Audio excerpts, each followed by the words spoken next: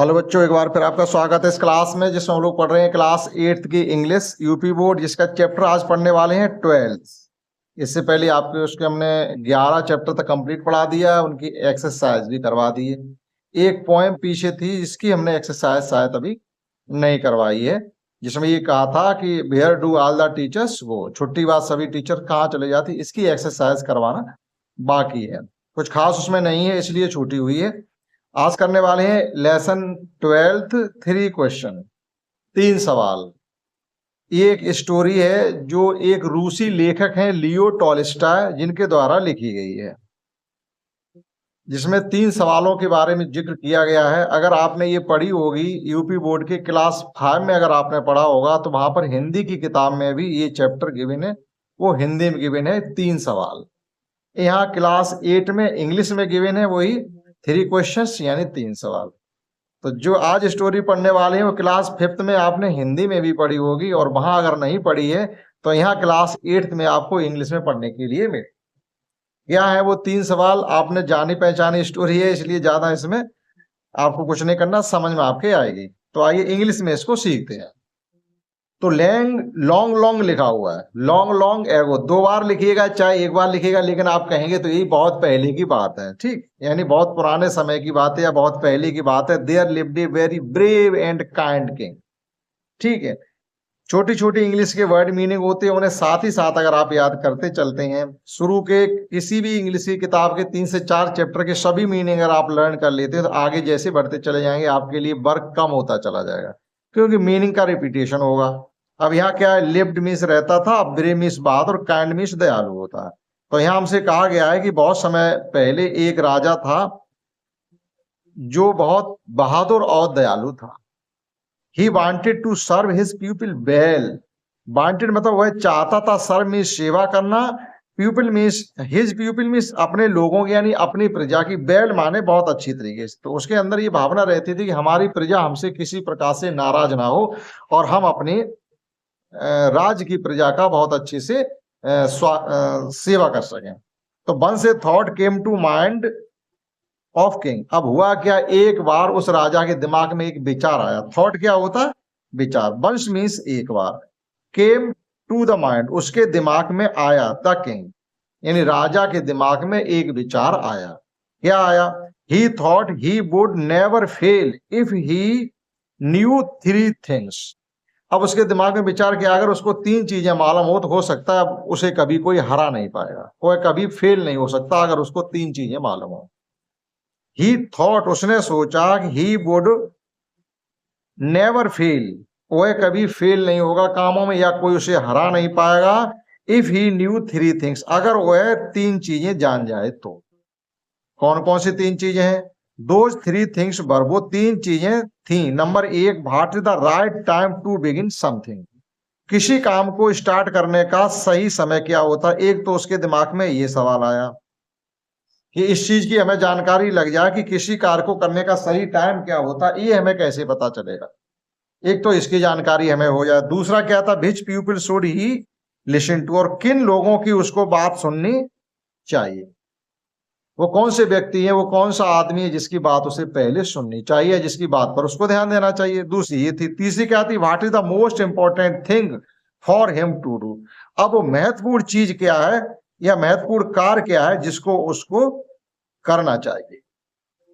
What is the most important thing, बहुत महत्वपूर्ण चीज क्या है, फॉर हिम जो उसके लिए, टू डू जिसे वह करे, अर्थात वह कौन सा महत्वपूर्ण कार्य है जिसको उसे पहले करना चाहिए, वो कौन सा महत्वपूर्ण व्यक्ति है जिसकी बात उसे पहले सुननी चाहिए, और किसी काम को स्टार्ट करने का कौन सा सही समय होता। इन 3 चीजों के सवालों के जवाब, इन 3 सवालों के जवाब लेने के लिए वह परेशान था। और ये 3 सवालों के जवाब अगर उसको मिल जाए तो उसका ही सोचना था, फिर उसे कोई हरा नहीं पाएगा। चलिए आगे। The king therefore sent messengers throughout his kingdom. The king therefore इसलिए राजा ने, देयरफॉर मीन्स इसलिए, सेंट मीन्स भेजे, मैसेंजर्स मीन्स अपने दूत, संदेश वाहक। मैसेंजर क्या होता, मैसेज क्या होता, संदेश। मैसेंजर कौन होते, संदेश भेजने वाले।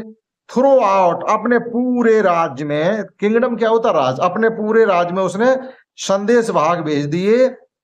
Promising a large sum of money to anyone who would answer these 3 questions. और इस बात को कहकर के उसने अपने संदेश वाहकों को अपने राज्य में भेजा कि सबसे ये कह दो जो उसके 3 सवालों का जवाब देगा उसे हम बहुत बड़ी मात्रा में धन देंगे, पैसा देंगे। साफ लिखा हुआ प्रोमिसिंग मीन्स ये वचन देते हुए कि लार्ज सम ऑफ मनी यानी काफी मात्रा में पैसा मिलेगा, टू एनीवन किसी को भी, हु मीन्स जो, वुड आंसर दीज 3 क्वेश्चन जो उसके 3 क्वेश्चंस का आंसर दे पाएगा वो हमसे बहुत बड़ा इनाम पाएगा।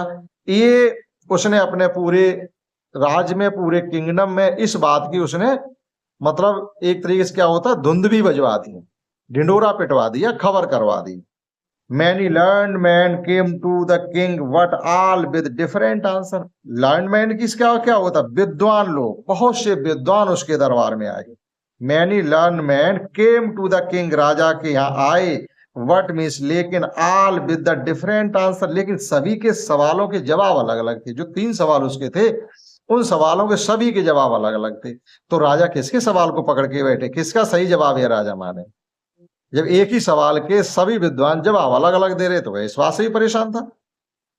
इन a reply of the first question, पहले क्वेश्चन के जवाब में रिप्लाई क्या होता है? आंसर मीन्स रिप्लाई होता है, मतलब उत्तर देना होता है, रिप्लाई माने उत्तर देना होता है, और रेस्पॉन्ड माने भी उत्तर देना होता है। ठीक, तो इन रिप्लाई द फर्स्ट क्वेश्चन, पहले सवाल के जवाब में क्या मिला?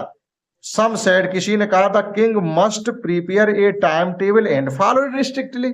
साथ क्या कहा किसी ने कि भैया अपने आप टाइम टेबल बना लो, किसी काम को करने का सही समय क्या होता है। पहला क्वेश्चन क्या था? What is the right time for beginning something, सही समय क्या होता है किसी कार्य को करने का, कोई काम स्टार्ट करने के लिए सही समय क्या होता है। तो एक ने सलाह क्या दी कि आप अपनी टाइम टेबल बना लो और उस टाइम टेबल का आप स्ट्रिक्टली मैंने सख्ती से, आलस नहीं सख्ती से उस टाइम टेबल का पालन करिएगा। भाई अच्छी सलाह है। अदर सेड, अच्छा इसी सवाल के जवाब में दूसरे ने क्या कहा? It was the impossible to decide in advance the right time for doing something. एक ने दूसरे ने ये कहा कि भैया कोई कार्य कब सही कार्य करने का क्या सही समय होगा, इसके लिए पहले से भविष्यवाणी करना असंभव है।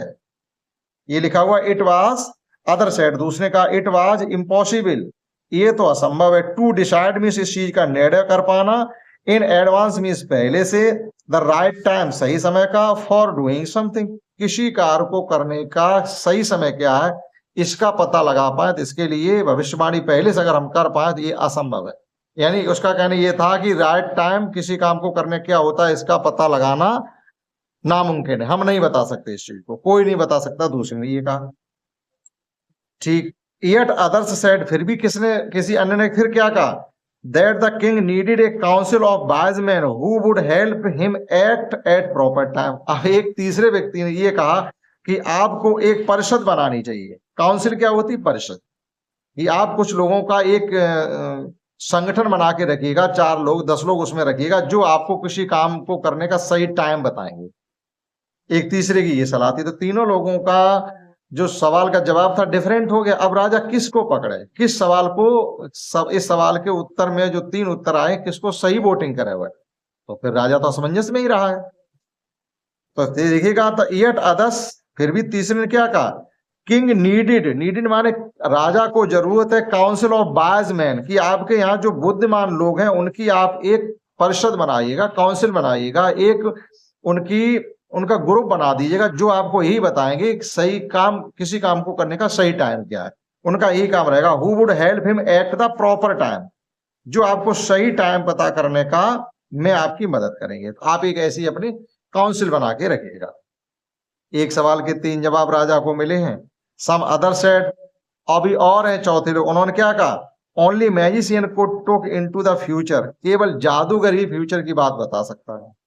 देखो क्या लिखा हुआ? ओनली मैजिशियन, केवल जादूगर, मैजिशियन मीन्स जादूगर, only magician could look into the future, भैया फ्यूचर की बात तो केवल जादूगर ही देख पाएंगे। And tell the right time for action, action क्या होता है? कार्य, और किसी कार्य करने का सही टाइम आपको भैया जादूगर ही बता सकते हैं, हम लोग नहीं बता सकते।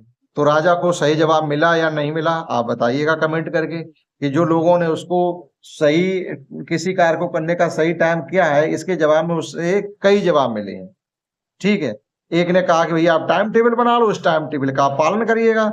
एक ने कहा नहीं, एडवांस में बता पाना तो बड़ा कठिन है, ये असंभव है, एडवांस में कोई नहीं बता सकता कि शिकार करने का सही टाइम क्या होगा। फिर किसी और ने कहा कि आप अपने मतलब जो आपकी मंत्रिपरिषद है उसमें से कुछ लोगों को छांटिएगा जो आपको इस बात की सलाह देंगे कि फला काम करने का फला टाइम रहेगा, जो कि उचित टाइम होगा। फिर कुछ लोगों ने उससे ये कहा नहीं ऐसा करो, ये तो एक जादूगर का काम है, भविष्य के बारे में बता पाना तो एक जादूगर का ही काम है कि राइट टाइम क्या होगा किसी कार्य को करने का। तो क्या राजा इनके इन सभी सवालों के जवाबों से संतुष्ट हुआ? बिल्कुल नहीं होगा, हम आप नहीं हो रहे हैं, क्योंकि जो कह रहा है वो अपना अलग जवाब दे रहा है। आइए समझते हैं आगे क्या है इसमें। Euclid different were the answer of the second question. अब देखिएगा दूसरे सवाल का जवाब, Euclid different were the answer of the second question. जिस प्रकार से पहले सवाल के जवाब मिले थे, 4-5 लोगों ने जवाब दिए, सबके अलग अलग थे, वही कंडीशन थी दूसरे सवाल के जवाब में। यूक्लिड डिफरेंट साफ लिखा हुआ, जैसे वो वैसे ही answer of the second question.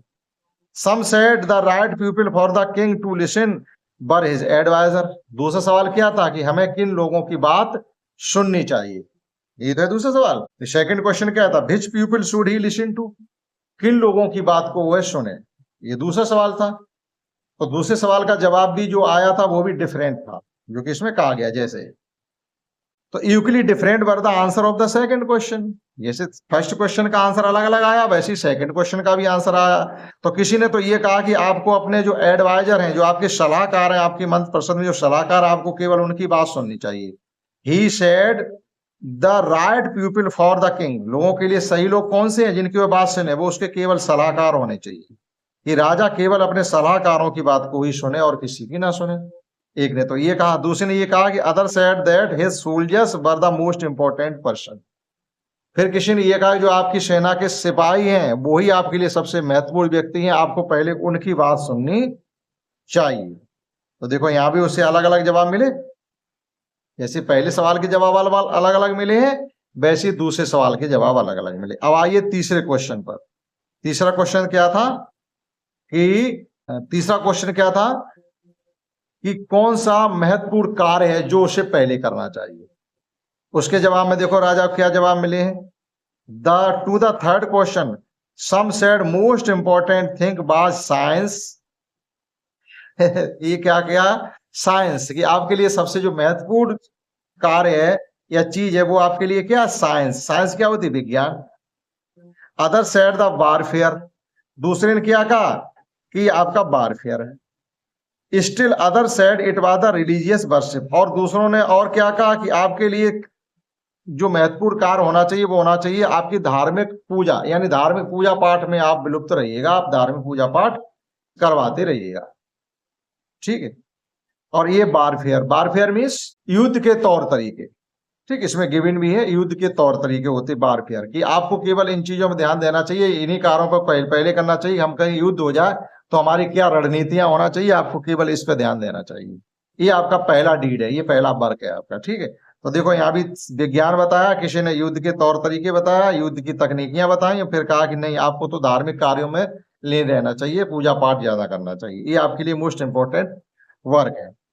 The king was not satisfied with any of these answers, so he decided to seek the advice of the renowned hermit. अब ऐसे सवाल जो उसने पूछे थे उनके किसी ने ऐसे जवाब नहीं दिए जिनसे राजा संतुष्ट हो पाता। साफ लिखा हुआ the king was not satisfied, राजा संतुष्ट नहीं था। With any of these answer, इनमें से किसी भी जवाब से। सो ही डिसाइडेड, इसलिए उसने निर्णय किया, सीक माने खोजना, the advice of the renowned person. तो उसने अब ये सोचा अब इन सवालों के जवाब हमें एक ही व्यक्ति दे पाएगा, जो एक हर्मिट है, संत महात्मा है, जंगलों में कहीं रहता है, जो कि बहुत फेमस है, हो सकता है मेरे सवालों के जवाब वही दे पाए। चलो अब उसके पास ही हम चलते हैं। रिनाउंड मीन्स क्या होता है, प्रसिद्ध, फेमस। हर्मिट मीन्स साधु महात्मा। एक साधु महात्मा भी इस समय हमारे शहर में या क्षेत्र में बड़ा प्रसिद्ध है, लोग उनके पास जाते हैं तो वहां सही जवाब मिलते हैं। तो राजा ने भी निर्णय किया अब हम भी उसी के पास जाएंगे। The hermit lived in a would which is never left. Would यहाँ आप क्या कह सकते हैं, जंगल कह सकते हैं। राजा के जंगल में रहता था जहां से वह कभी कहीं जाता आता नहीं था। ही ओनली मीट कॉमन पीपल, और बहुत साधारण लोगों से मिलता था। कोई बड़प्पन दिखाने वाला व्यक्ति उसके पास पहुंच जाए तो वो साधु उससे मिलता भी, वो संत किसी से मिलते नहीं थे। बड़े सिंपल पर्सन से, गरीब गुनिया लोग होते थे, उनसे ही वह मिलते थे। The hermit lived in a wood, हाँ। So the king put on simple cloth, अब राजा भी अगर डायरेक्ट जाएगा तो राजा से नहीं मिलेंगे, इसलिए राजा ने क्या किया, अपनी सादा वेशभूषा बना ली, साधारण लोगों जैसी, ordinary person. He left his horse with the bodyguards, और जब गए तो कई काफी पीछे ही अपने बॉडीगार्ड जो अंगरक्षक थे उनके साथ ही अपना घोड़ा पीछे ही छोड़ दिया। And went alone to see the hermit, और राजा को देखने के लिए राजा के पास बिल्कुल अकेले गए। वेंट अलोन, अकेले गए, टू सी, देखने के लिए, द हर्मिट, उस संत के, यानी उस संत से मिलने के लिए बिल्कुल अकेले गए, अपने किसी अंगरक्षक को भी लेकर के, बॉडीगार्ड को लेकर के नहीं गए।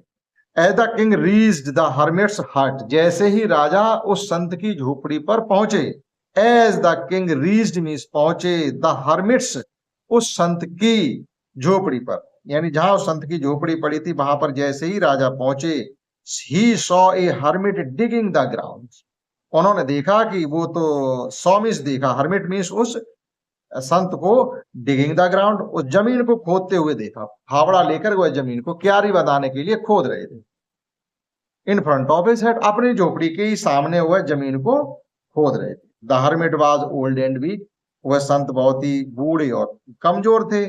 ही beard breathed heavily as he worked, अब जैसे काम करोगे आदमी हाँप नहीं जाता, तो हाँप रहे थे और कार्य कर रहे थे, हाँप रहे थे, गहरी गहरी सांसें ले रहे थे। ब्रीथ क्या होता है, ब्रीथ हैवीली, यानी बहुत गहरी गहरी सांसें ले रहे थे।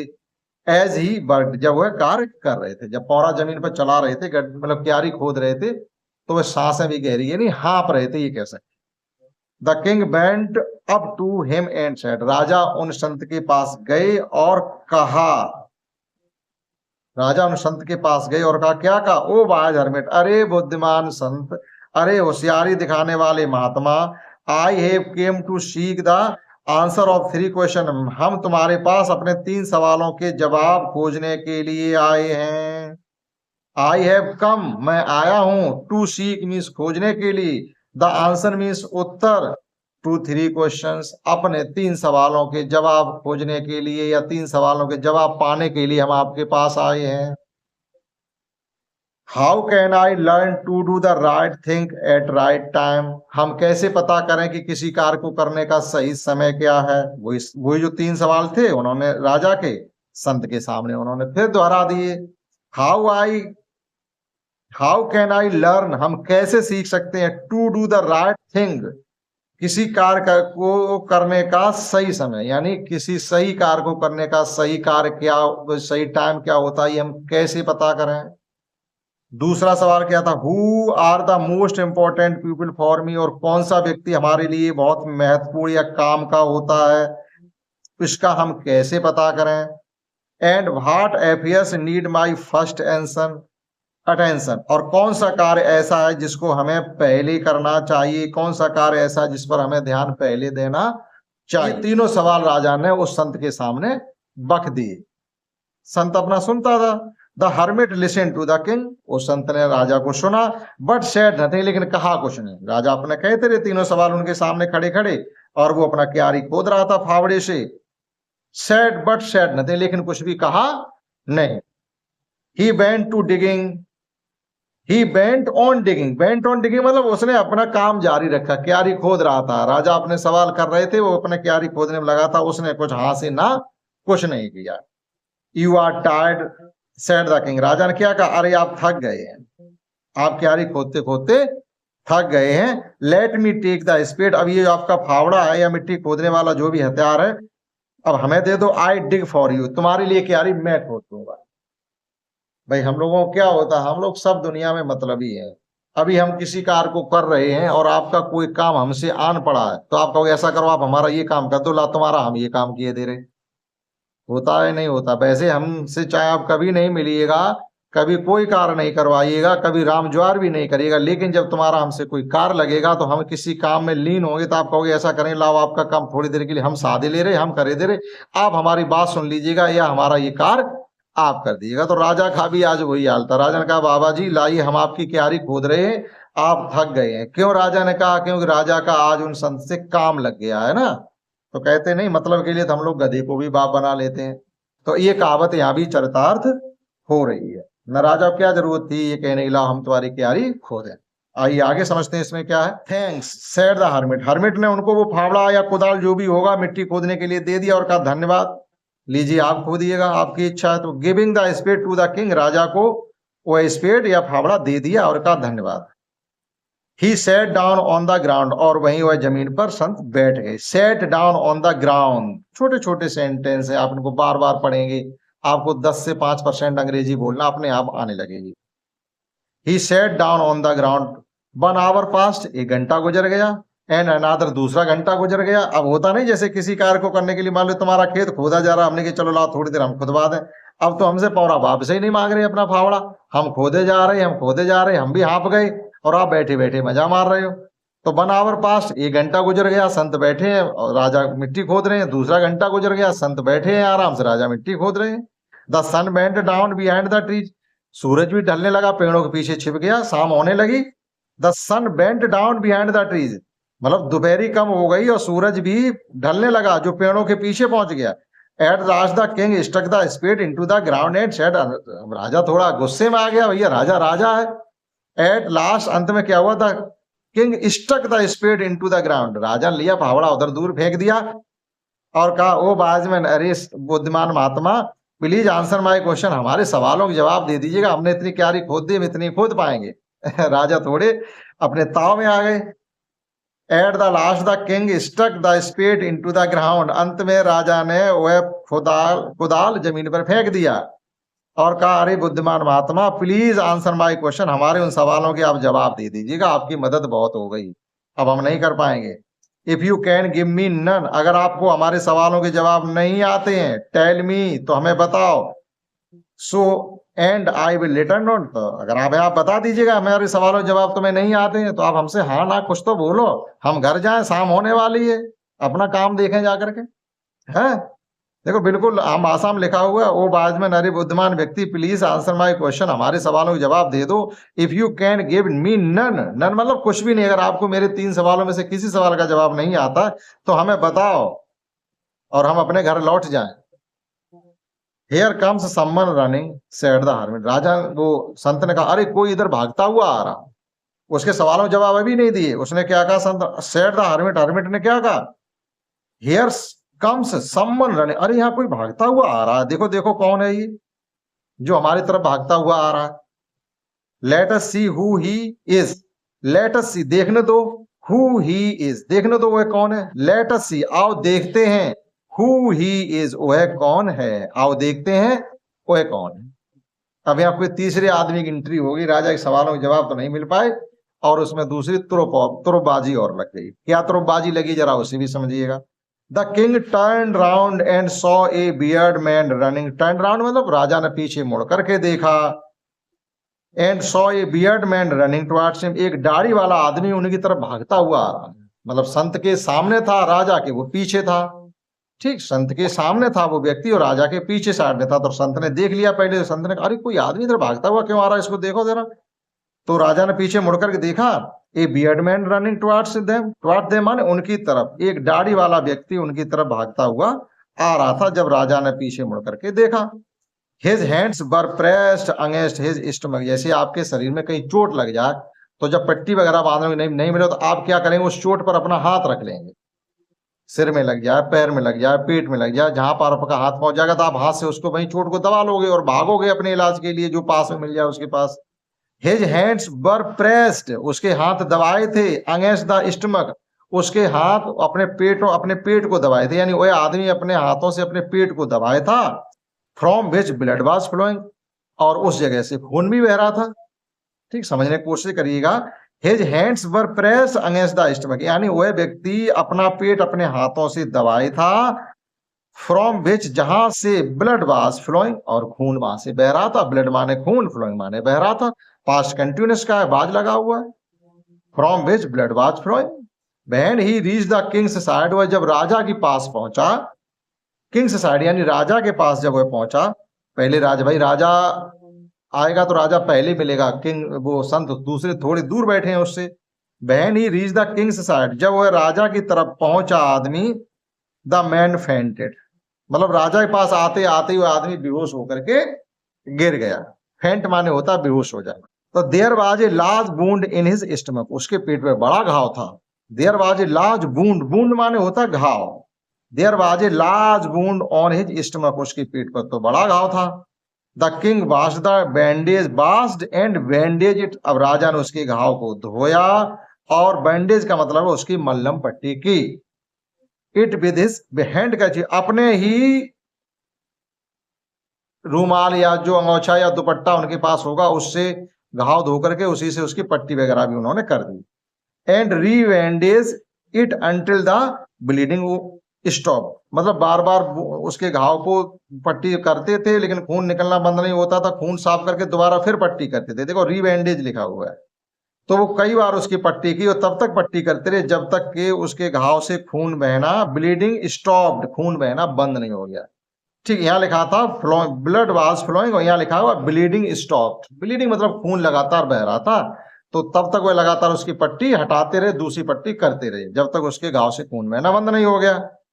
The man felt better and asked for water, अब पानी, वो व्यक्ति थोड़ा अच्छा महसूस कर रहा था, यानी उसकी तबीयत थोड़ी ठीक हो रही थी और उसने अब पानी मांगा।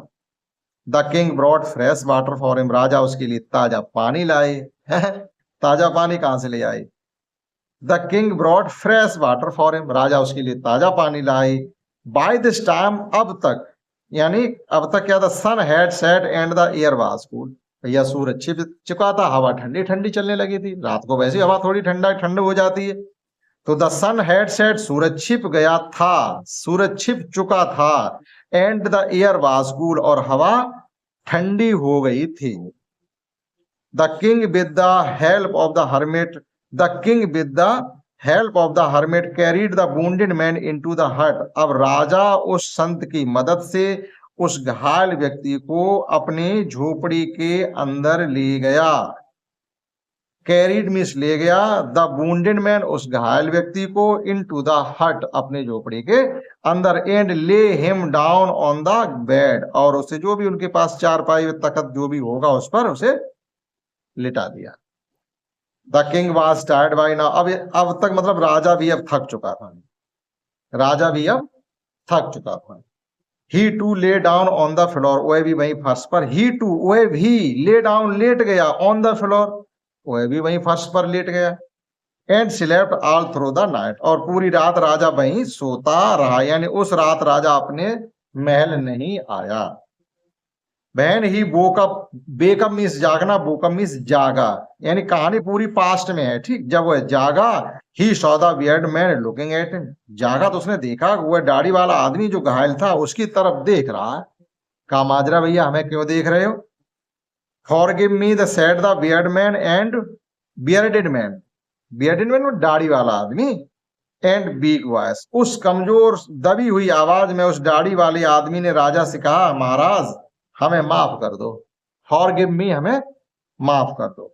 वो बूढ़ी काकी वाले में भी आया था फॉरगिव मी, रूपा ने उनसे बूढ़ी काकी से माफी मांगी थी। यहाँ पर ये व्यक्ति जो है दाढ़ी वाला जो घायल होकर के आया है वो राजा से माफी मांग रहा है, लेकिन राजा इस व्यक्ति को नहीं जानते हैं, ये व्यक्ति राजा को जानता। भैया होता ही अभी जैसे अपने देश के प्रधानमंत्री नरेंद्र मोदी हैं तो दुनिया उनको जानती है, पूरे हिंदुस्तान का व्यक्ति छोटा बच्चा सब जानते हैं। क्या सभी बच्चों को मोदी जानते हैं? नहीं जानते हैं। तो सीधी सी बात है, राजा उस व्यक्ति को नहीं जानता, लेकिन वो व्यक्ति, भाई राजा की प्रजा तो राजा को जानती होगी लेकिन पूरी प्रजा को राजा थोड़ी पहचानते होंगे। चलिए देखें आगे इसमें क्या है। I do not know you and I have nothing to forgive you, forgive you for, राजा ने कहा हम आपको तो जानते ही नहीं है, and have nothing to forgive, और हमने ऐसा क्या किया जिसके लिए हम आपको माफ कर दें? भाई हमने कौन सी गलती की है जिसके लिए हम तुम्हें माफ करें?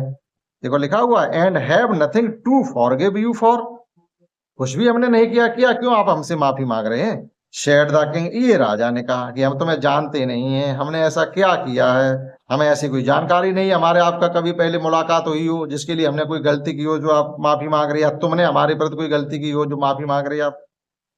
You do not no me but I know you, उस व्यक्ति ने कहा यू डू नॉट नो मी, आप हमें नहीं जानते हैं, ये प्रेजेंट इंडेफिनिट में आ गया, बट आई नो यू, लेकिन मैं आपको जानता हूं, ये भी प्रेजेंट इंडेफिनिट का वाक्य है। I am enemy of yours, मैं तो आपका शत्रु हूं, यानी हमारी आपकी तो बहुत बड़ी लड़ाई चल रही है। ठीक, हम अभी तक आपको अपना शत्रु मानते रहे हैं। एनिमी माने होता शत्रु। You had put my brother to death and seized our property, आपने हमारे भाई को मृत्यु की सजा दी है। You had put my brother to death, आपने हमारे व्यक्ति को, भाई को मार दिया। आपने हमारे ब्रदर को फांसी की सजा या मौत की सजा जो भी दी वो दी है। सीज्ड माने होता कब्जा कर लेना, और जो हमारी प्रॉपर्टी थी वो भी आपने कब्जाए ली। हमारे पास आपने कुछ रखा ही नहीं। I knew that you had gone alone to meet the hermit, हमें ये पता चला कि आप राजा से मिलने अकेले जा रहे हैं। हमें ये पता चला नहीं, राजा से क्यों, एक किसी संत से मिलने आप अकेले जा रही है, ऐसा हमको पता हुआ। आई न्यू, मुझे मालूम हुआ, दैट कि यू हैड गॉन, कि आप गए हैं, अलोन अकेले, टू मीट द हर्मिट, हमें ये पता चला कि आप किसी संत से मिलने अकेले गए हैं। I had plan to kill you, और हमने आपको मारने की योजना बना ली थी। अब आप अकेले हमें मिलेंगे, हम तुम्हें लुढ़का लिए वहीं कहीं रास्ते में। But when you did not return, लेकिन जब शाम होते होते आप लौटे ही नहीं, हम घात लगाए बैठे रहे, आप लौटे नहीं। I came out from my hiding place, और मैं अपने छिपे हुए स्थान से बाहर निकला। मतलब रास्ते में हम छिपे बैठे थे कि आप जब लौट के आओगे तब तुम पर हमला करेंगे और आपको हम मार देंगे। लेकिन आप शाम होते होते भी नहीं लौट रहे थे, तब हम अपने छिपे हुए स्थान से बाहर निकले। I came out from my hiding place, और मैं अपने छिपे हुए स्थान से बाहर निकला। And yours bodyguards wounded me, और तुम्हारे जो अंग रक्षक थे उन्होंने हमें पहचान लिया और उन्होंने घायल कर दिया। हालांकि पहचानने इसमें नहीं लिखा हुआ, लेकिन डायरेक्ट ऐसे क्यों घायल कर देंगे, कुछ तो उन्हें पता चलेगा, अरे ये तो राजा का शत्रु, ये राजा को मार सकता है, इसको ऐसा करो, पकड़ लो, तो उन्होंने हमें रास्ते में घायल कर दिया। ठीक है, my hiding place and your bodyguards wounded me, somehow I escaped and reached you, किसी प्रकार से मैं उनसे बच निकला। somehow मीन्स किसी प्रकार से, I escaped मैं बच गया, and reached you और आपके पास भाग के आ गया। You dressed my wounds and saved my life, dressed क्या होती, ड्रेसिंग कर देना, मल्लम पट्टी करना। You dressed my wounds, आपने मेरे घायल मतलब घाव को खूब ड्रेस किया, मल्लम पट्टी की और हमें बचा लिया। Now if I live I will serve you, अब अगर मैं बच जाता हूं तो मैं आपकी सेवा करूंगा। As your most faithful servant, आपका सबसे महत्वपूर्ण नौकर बनकर के रहूंगा, आप हमें माफ कर दीजिएगा। फिर माफी मांग रहा है, ये हम बच गए हैं तो हमें आपने बचाया, ये जो जिंदगी है आपकी दी हुई है, अब मैं आपकी ही सेवा करूंगा और आपके जितने भी नौकर उनमें सबसे वफादार नौकर बन करके हम आपको दिखाएंगे। राजा जी हमें आप माफ कर दो। The king was happy to have won over his enemies so easily, अब राजा बड़ा खुश था कि हमने अपने दुश्मन का दिल कितने आसान तरीके से जीत लिया और उसके विचारों को अपने पक्ष में कर लिया। इस चीज को लेकर के राजा बड़ी प्रसन्न थे। The king was happy to have won over his enemy, won माने जीत लेना, so easily, राजा इस बात को लेकर खुश थे हमने कितने आसानी से अपने शत्रु का दिल जीत लिया। The king promised him to give back his property, अब राजा ने उसे वचन दिया कि जो भी प्रॉपर्टी हमने आपकी छीनी या कब्जा की है वो सब आपकी हम वापस कर देंगे। जो भी प्रॉपर्टी, जो भी धन दौलत जमीन आपने हमने कब्जा की है सब वापस मिल जाएगी आपको। The bearded man thanked the king and left, उस दाढ़ी वाले व्यक्ति ने राजा का धन्यवाद दिया और वहां से चला गया। Before leaving the king wanted to meet the hermit, अब राजा भी वहां से अपने महल के लिए जाए उससे पहले उन्होंने सोचा एक बार फिर उस संत से मिल लेते हैं। बिफोर लिविंग यानी जाने से पहले, the king wanted to meet the hermit, राजा ने चाहा चलो एक बार महात्मा जी से और मिलने, सवाल के तो जवाब इन्हें अभी तक दे ना, अब लास्ट टाइम एक बार और मिल लेते हैं। The hermit was sowing the seed in the field, जो क्यारी कल खोदी गई थी अब वो महात्मा जी बैठ करके उस क्यारी में बीज बो रहे हैं। SOW सो माने होता बीज बोना, मतलब बोना होता, सीड्स अलग लिखा हुआ है। The hermit was sowing seeds in the field. The king said to him, राजा ने एक बार फिर उनसे कहा प्लीज आंसर माय क्वेश्चन, महाराज अब तो हमारे सवालों के जवाब दे दो, अब तो हम जा रहे हैं। Your questions have already been answered, अब देखो उन संत महात्मा ने क्या कहा, महाराज आपके तीनों सवालों के जवाब आपको पहले ही मिल चुके हैं। क्या लिखा हुआ, your questions have already been answered, आपके क्वेश्चंस के यानी आपके सवालों के जवाब आपको पहले दिए जा चुके हैं। सेड द हर्मिट, ऐसा उस संत ने कहा। Answered, what do you mean, said the king, राजा ने कहा अरे कहा। आंसर्ड, कब आपने हमें हमारे सवालों के उत्तर दिए, हमें तो पता ही नहीं चला। सेड द किंग, राजा ने भी बड़ी अचंभित में आकर के आंसर्ड, क्वेश्चन का आंसर, कब, आपने तो हमसे कभी बैठ के अभी तक पूरी रात हो गई बात तक नहीं की है, तो आपने कब हमारे सवालों के जवाब दे दिए। Yes, if you had not dug the field for me you would have gone away. देखो, अगर आप हमारे लिए हमारी इस क्यारी की मिट्टी नहीं खोदते तो आप चले गए होते वापस, चले गए होते, नहीं चले हुए थे, आप हमारी क्यारी खोदने में बिजी हो गए, टाइम ज्यादा लग गया, तब तक धीरे धीरे शाम हो गई, एक आदमी भाग के आ गया, उसके चक्कर में आपको रोकना पड़ा। तो क्या लिखा हुआ, हाँ, if you had not dug the field for me, अगर आप इस मैदान को, इस खेत को हमारे लिए नहीं खोदते, you would have gone away, तो आप चले गए होते अब तक यहां से, बिल्कुल चले गए होते। Then that man would have attacked you and would have wished you had stayed with me. अब देखो क्या सोच रहा वो राज संत, क्या कह रहा, देन, तब दैट मैन, वह दाढ़ी वाला आदमी जो अभी यहां से गया है, जो घायल होके आया था, वुड हैव अटैक्ड यू, आप पर हमला करता कि नहीं करता। राजा ने कहा बिल्कुल हमला करता हम पर, अगर हम यहाँ से आपके काम में बिजी नहीं रह जाते तो हम टाइम से घर लौट जाते।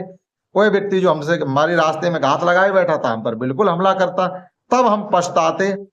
And you would have wished, तब आपको किस बात का पछतावा होता, you had stayed with me, अरे अच्छा होता कि हम उस संत महात्मा के पास थोड़ी देर और रुक जाते तो समय टल जाता, तो ये जो हमारे खतरा का टाइम था वो टल जाता, तो आपको ऐसा पछतावा होता कि नहीं होता कि अगर आप हमारे लिए इस क्यारी को नहीं खोदते तो आप लौट जाते, जब लौटते रास्ते में व्यक्ति तुमसे हमला करता तुम्हारे ऊपर, तब आप ये सोचते अरे थोड़ी देर राज संत के पास रुक जाते तो इस हमले से बच जाते, उस हमले में हो सकता है कि आप मारे भी जाते। So the most important time was when you were digging the field, तो सबसे महत्वपूर्ण समय कौन सा था, जब आप हमारे लिए हमारी क्यारी खोद रहे थे। So the most important time was, तो सबसे महत्वपूर्ण टाइम कौन सा था, when you were digging the field, जब आप हमारा कुदाल लेकर के इस खेत को हमारे लिए खोद रहे थे, तो वही मोस्ट इंपॉर्टेंट टाइम हो गया। एक सवाल का जवाब हो गया। And I was the most important man, और मैं तुम्हारे लिए सबसे महत्वपूर्ण व्यक्ति था सुनने के लिए, तब मैं ही सबसे महत्वपूर्ण व्यक्ति था जिसकी बात आपको सुननी थी। आगे लिखा हुआ and I was the most important man, और उस वक्त हम ही आपके लिए सबसे महत्वपूर्ण व्यक्ति थे। उसने राजा ने पूछा नहीं था दूसरे सवाल में, और वो हमारे लिए कौन सा महत्वपूर्ण व्यक्ति होगा जिसकी बात हमें सुननी चाहिए। To do me good was for your most important thing, और मैं ही आपके लिए सबसे महत्वपूर्ण चीज भी साबित होता। आफ्टर वार्ड, उसके बाद, when the man ran to us, उसके बाद जो व्यक्ति हमारे पास दौड़ के आया। The most important time was when you were caring him. अब देखो क्या हुआ, दो चीजों सवाल हो गए। सबसे महत्वपूर्ण टाइम क्या था कि आपने हमारे लिए उस समय क्यारी खोदी। दूसरा व्यक्ति कौन हो गया जिसकी बात हमें सुननी चाहिए, तो मैं ही था उस वक्त मोस्ट इंपॉर्टेंट पर्सन जिसकी आपको बात सुननी चाहिए। देखो ऐसा होता है, आप कितने भी धनी हो, कितने भी महत्वपूर्ण हो, कितने भी कुछ भी हो, और आपके पास कुछ भी हो, जब आप कहीं भी इमरजेंसी में होंगे तो उस वक्त आपके पास क्या है और उस वक्त आपके पास कौन सी चीज है और उस वक्त आपके पास कौन सा व्यक्ति है, वो ही आपके लिए सबसे महत्वपूर्ण होगा। जो आपके घर में बैठे हैं, जो आपसे दूर है, वो आपके लिए महत्वपूर्ण नहीं होंगे, क्योंकि आप रास्ते में जा रहे हो, आपके साथ जो व्यक्ति है, अगर आप बेहोश होकर गिर जाओ तो वही तुम्हें सबसे पहले उठाएगा कि नहीं उठाएगा। तो सबसे महत्वपूर्ण व्यक्ति कौन हुआ, जो आपके पास है। सबसे महत्वपूर्ण चीज कौन सी, जो आपके हाथ में है। ठीक, ऐसे सोच के चला जाता है। तो वो कह रहा है कि मैं ही आपके लिए महत्वपूर्ण व्यक्ति था जिसकी आपको बात सुननी है। उसके बाद क्या हुआ, वो व्यक्ति जो दौड़ के आया, most important time was when you were caring, और उसके लिए सबसे महत्वपूर्ण टाइम क्या था, जब आपने उसका ट्रीटमेंट किया। जो व्यक्ति घायल दौड़ के आया था, मतलब कौन से टाइम पर कौन सा काम सही है हमें करना चाहिए, तो उस वक्त आपके उस समय पर वही काम था कि उस घायल व्यक्ति का इलाज करना। So he was most important man and what you did for was most important thing. तो वही आपके लिए मोस्ट इंपॉर्टेंट व्यक्ति हुआ तब कि नहीं हुआ। हमारी आपकी तो बात बाद में खत्म हो गई, लेकिन अब क्या हुआ, so he was the most important man. तो उस वक्त आपके लिए वही सबसे महत्वपूर्ण व्यक्ति था। आपने हमसे बातचीत करना बंद कर दिया, उसके इलाज में लग गए आप, तो अब आपके लिए वो आदमी महत्वपूर्ण हो गया। And what you did for him was, और आपने जो उसके लिए उस वक्त किया वही सबसे महत्वपूर्ण कार्य या महत्वपूर्ण चीज थी। यानी आपने उसके घाव को बार बार धोया, बार बार पट्टी की, तो उस वक्त महत्वपूर्ण चीज कौन सी थी? उस व्यक्ति का इलाज करना। रिमेंबर, फिर संत ने कहा देखो हमेशा ध्यान रखिएगा, there is only one time that is important and that time is now. कौन सा सबसे महत्वपूर्ण टाइम है? अभी, इसी वक्त जो समय आपके साथ है वही आपके लिए सबसे महत्वपूर्ण है। संत ने ये कहा, रिमेंबर, याद रखिएगा, there is only one time that is important. केवल एक ही समय ऐसा होता है जो बहुत महत्वपूर्ण होता है, और वो समय कौन सा होता है? नाउ, अब, अभी, तुरंत, प्रेजेंट में आपके साथ जो समय है वही आपके लिए सबसे महत्वपूर्ण समय है। कार्य जो भी करना है उसी समय करना शुरू कर दो। ठीक, उसके लिए कोई आपको छटनी करने की जरूरत नहीं है। The most important person is the person you are with. अब सबसे महत्वपूर्ण व्यक्ति कौन है? जो आपके साथ में है वही सबसे महत्वपूर्ण व्यक्ति है। अगर आप मारे जाते, आपके बॉडीगार्ड घर जाके खबर करते, तो बॉडीगार्ड महत्वपूर्ण हो गए नहीं हो गए? The most important person is the person, वह व्यक्ति है जो आपके साथ है। एट पार्टिकुलर मोमेंट, यानी एक विशेष समय पर जो व्यक्ति आपके साथ है। One knows what will happen in future. One knows what will happen in future. No one knows, भैया ये कोई नहीं जानता है भविष्य में क्या होने वाला। No one knows what will happen in future, ये कोई नहीं जानता कि कल क्या होने वाला है, अभी से थोड़ी देर बाद क्या होने वाला है, ये तो कोई नहीं जानता। The most important thing is to do that person good because we were sent to his bird for the only. अब देखो यहाँ पर आगे क्या कहा गया, तो मोस्ट इंपॉर्टेंट थिंग, सबसे महत्वपूर्ण चीज क्या है? Is to do that person good. सबसे महत्वपूर्ण चीज क्या थी? उस व्यक्ति के लिए क्या अच्छा है? Because we were sent to his this word for that only. क्योंकि ये कह गया कि हम इस दुनिया में क्यों भेजे गए हैं? कि हम अच्छे कार्य करने के लिए या दूसरों की मदद करने के लिए हम लोगों ने जन्म लिया है। अंत का ये बाद में कहना था, the most important thing is to do the person good, किसी व्यक्ति के लिए अच्छा करना, यही आपके लिए सबसे महत्वपूर्ण चीज है कि हर व्यक्ति के लिए आप कुछ अच्छा करिए। क्यों? वी वर सेंट, हमारा जन्म ही हुआ है, टू दिस वर्ल्ड, इस दुनिया में, फॉर दैट ओनली, केवल इसीलिए। उन संत का कहना था कि हम लोगों का जो जन्म हुआ है वो केवल इसीलिए हुआ है कि हम लोगों की भलाई करें, लोगों के काम में आए, दूसरों के काम में आए। अगर हम दूसरों के काम में नहीं आते हैं तो हमारा इस दुनिया में आना, इस दुनिया में जन्म लेना बेकार है। ठीक, तो ये था इसका हिंदी अर्थ, जो हमने आपको अपनी तरफ से पूरी कोशिश की है सही सही समझाने की। एडेप्टेड फ्रॉम द स्टोरी, किस कहानी से लिया गया? 3 क्वेश्चन नाम की कहानी है, जो किसने लिखी? लियो टॉल्स्टॉय, जो कि एक रूसी लेखक है। तो आशा करता हूं आपने इस कहानी को सही समझ पाया होगा। इस क्लास में इतना ही, मिलते हैं अगली क्लास में, जिसमें हम करवाएंगे इस चैप्टर की फुल एक्सरसाइज। इसमें हमने आपको कंप्लीट चैप्टर एक ही बार में पढ़ाने की कोशिश की है। इस क्लास में इतना ही, दैट्स ऑल।